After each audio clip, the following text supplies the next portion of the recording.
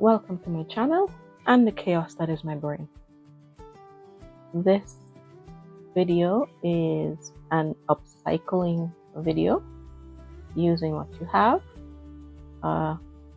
If you are a person that normally buys the really cute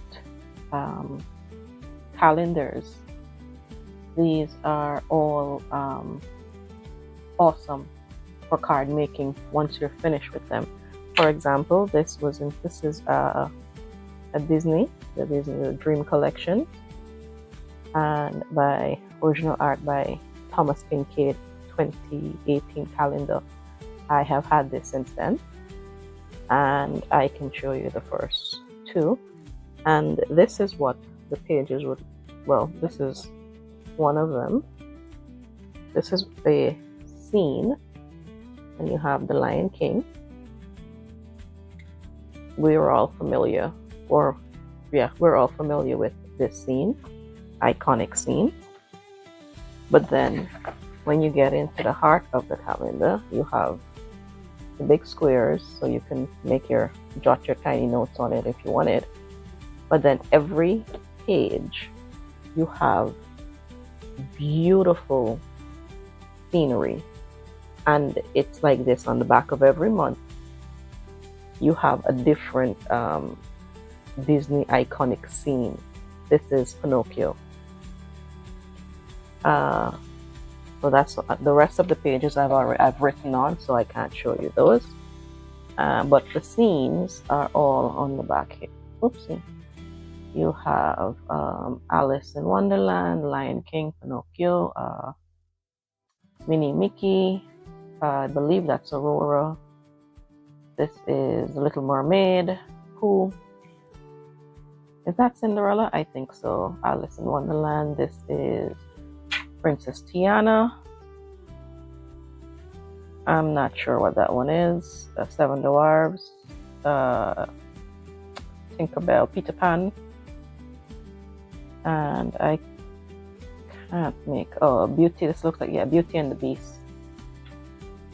I would have to open that to actually be able to see what that one is. My eyes are bad. So there you go. Those are the scenes. And I am working with this page. This is the page I chose to work with. Alice by the Pawn. And then you have Twiddly Tweedledum, the White Rabbit, the Mad Hatter, and I can't remember what the other guy's name is. So that's my scene I'm working with, and that took a long time to explain. But this piece is quick. So I've already cut out my scene. I'm making a flat 6x6 card, and this is 5 3/4 by 5 3/4, 5 7/8 by 5 7/8, and 6.5. Sorry, 6 inches. And this is 6 by 12, scored at 6 inches. And now I'm just going to put this together. I've already put the other pieces together because this isn't straight, but we're just going to ignore that.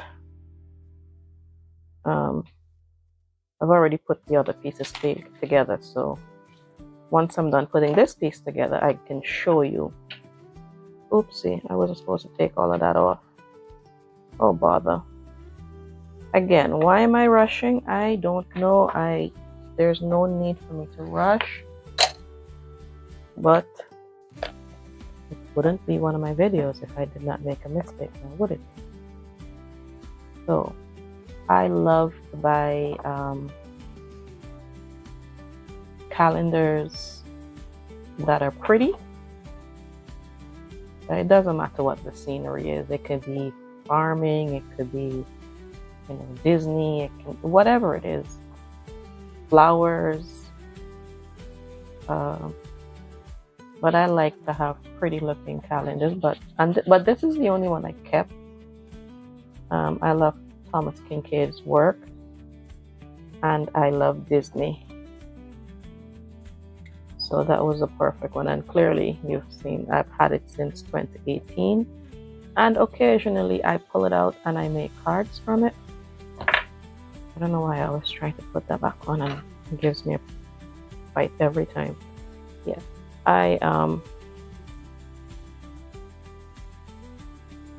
so when you cut your page down, it's not going to be 12 by 12, because you have the hole in the top of the calendar where you have to, adhere it to some kind of hook where you're hanging it. So when you cut it down, it turns out to be about 11.5, somewhere around there. The page turns out to be about that. So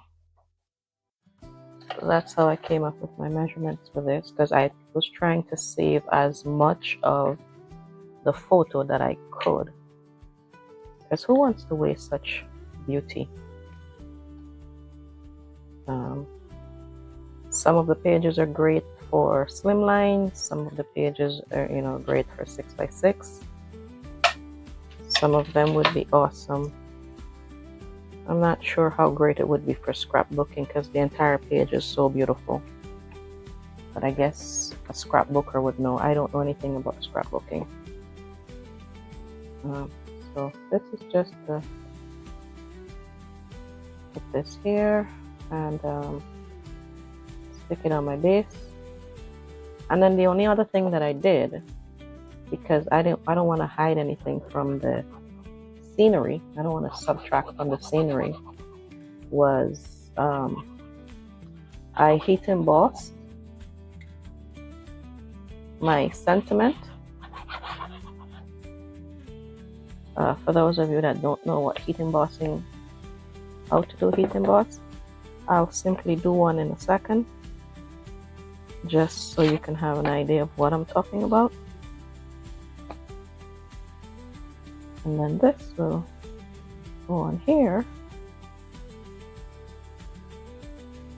And this is the easiest way I've found to adhere my pieces, is to leave a little bit of my tape, just remove just a smidgen of my tape, and try to get it as even as possible on my base card before I remove the rest of it. So I stand a better chance, when I do it this way, I stand a better chance of having my sides even. So, because if I took off all the double-sided tape at once, I could end up with something askewed, just wonky pieces, and we don't want wonky pieces. So this is what I have. Now this is for the inside. You don't have to have a white piece on the inside, but to make it easy for everyone, you just put a piece of white inside, because you can write on black with gold pen, a silver pen, a white pen. But how many of us truly have, everyday person, not a crafter? How many of us have pens in those colors? I mean, I have them because I do this. I love doing this. But not everybody will have most people, you have your standard blue and black, and that wouldn't show up on this black cardstock. So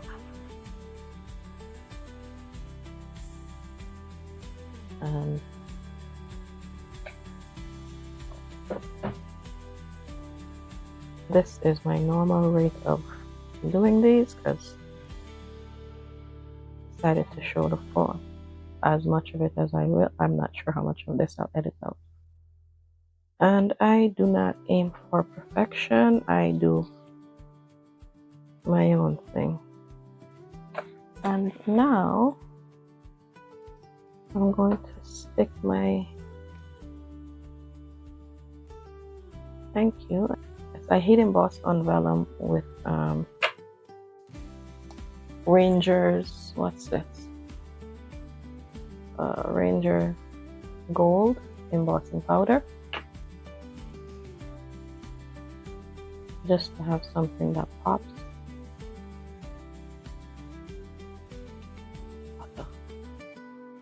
Oh, there you go.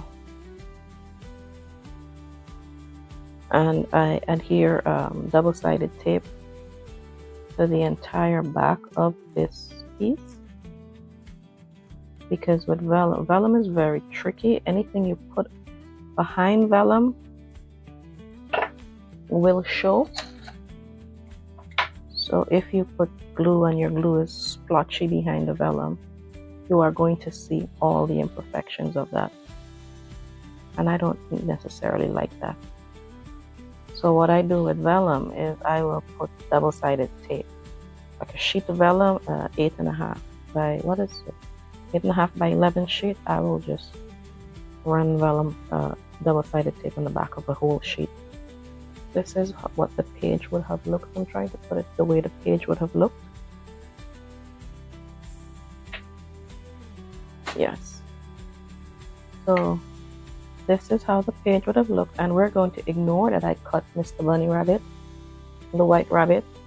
You know, I butchered him, but you would not realize that really, you know, until you saw it together. So this is what my page looked like. Obviously, some bits and pieces were cut off. Trying to get this in the entire shot. This one says, "Thank you, I love you, let's celebrate together, and happy birthday." And I'll bring each one up so you can actually see it. And yeah, that's it. And they all have a white inside. So that's that one. This is Alice. And like I said, I did not do anything to this except add a heat emboss label. The paper did all the work for me, and that's the beauty of buying gorgeous, a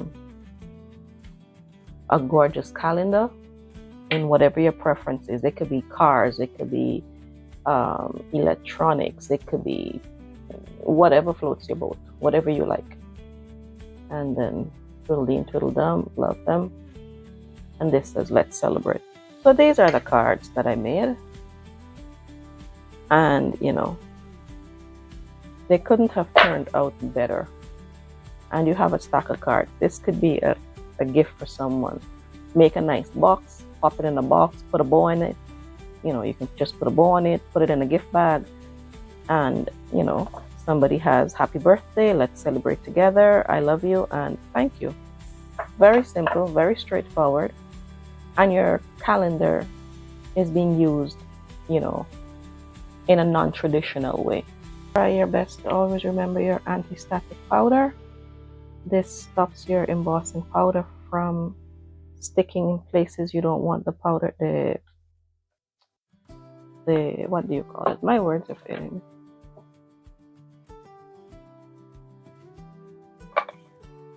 So what am I doing? That. And this is my Versamark clear. Stamp this on. I should have used my stamping platform for this, but even if I don't get it perfectly, it doesn't matter because I'm just showing you something.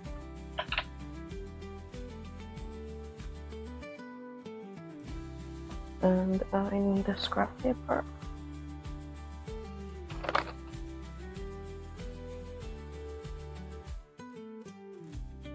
And the reason that you tend to put a lot of powder is because that way this wouldn't stick where you don't want it to stick. Clearly I did not use enough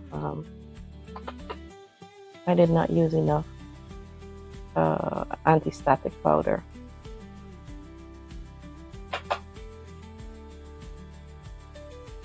So you just take a brush and you clean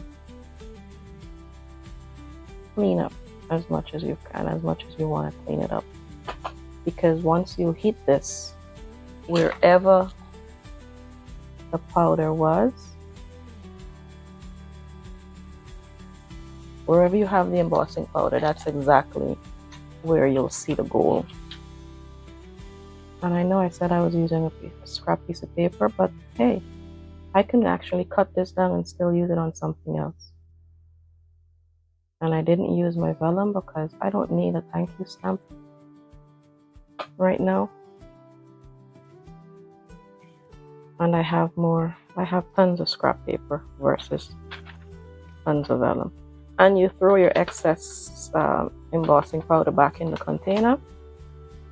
And I keep these circulars for jobs just like this. Now I'm going to this is my heat gun chandler tool. Oh, first time I'm noticing the name. And now I'm going to heat emboss this. You start up your heat gun, you wait on your heat gun so it can get sufficiently hot. This becomes very hot. Mine has 2 speeds, low heat and high heat. Don't put your fingers in front of it for your own safety. I do my own thing. Do as I say, don't do as I do.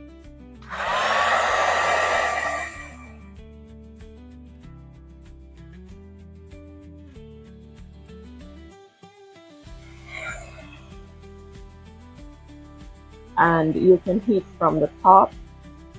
I'm trying to get this so the camera can pick it up. Once the heat is sufficient, okay, this is clearly not hot enough, but you'll see that it starts to change. I'm not sure if the camera is picking this up. Trying to get the camera to pick it up.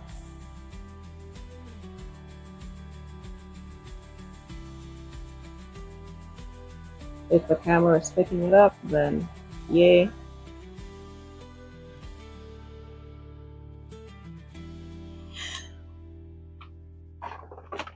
Oopsie. And that's heat embossing. And there you go. I don't know if it's picking it up. I can't really tell. But anyway, it has a nice gold. I'm not sure how much of this it's picking up. There you go. Makes it all shiny and pretty. Yeah. So that's it. My favorite card is which one? I don't know. Either Tweedledee in Tweedledum or the Mad Hatter. I can't remember what the rabbit's name is. I can't remember. I know he's the Mad Hatter. We have, I think these are called dogwood flowers. I don't know flowers. Let me not try. I don't know. But, well, clearly, I guess this is my favorite. So, I just showed you how to upcycle a calendar. Thank you for popping in to another upload of mine. I hope you enjoyed this very straightforward demonstration of upcycling. And yeah, that's it. Toodles!